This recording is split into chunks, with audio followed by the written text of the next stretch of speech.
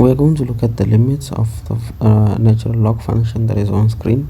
So for us to understand the problem, it's very easy for us to just first try to plot the function. So this is a function of the natural log, something like this.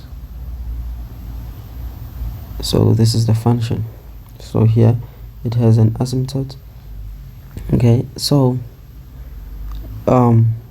if we were given a problem like this one, if they just said lim x as limit as x approaches 0, this would have been easy, because we'll say if we are approaching 0, if we're going towards 0, the function is approaching negative infinite.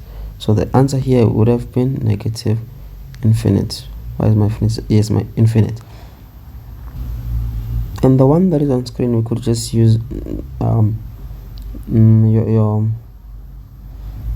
your laws.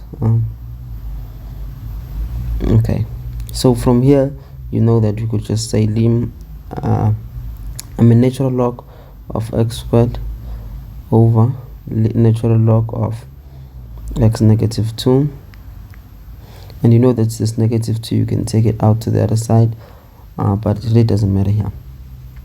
Okay, then I put this to the other side. I will have 2 lim and then what is going to happen here, I will have x, and here I will have negative 2 lim, and then here I'll have x again. Then remember, I'm still saying I'm trying to find a limit as x approaches 0, and from this upper function, the numerator, as I'm approaching 0, and this will get to be negative infinite, we said.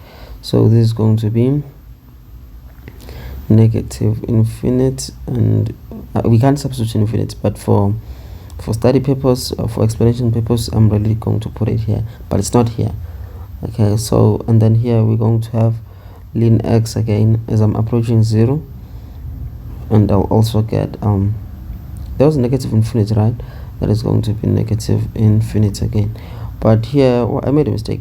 The upper one doesn't have a negative, so the 2's will cancel, and I have, and then this and this will give me a positive infinity, and I still have that negative, so the correct answer is negative infinity. Or maybe it's even easier to just look at the function itself, or I could just make this x squared x squared minus 1 over x squared. I think it's like this.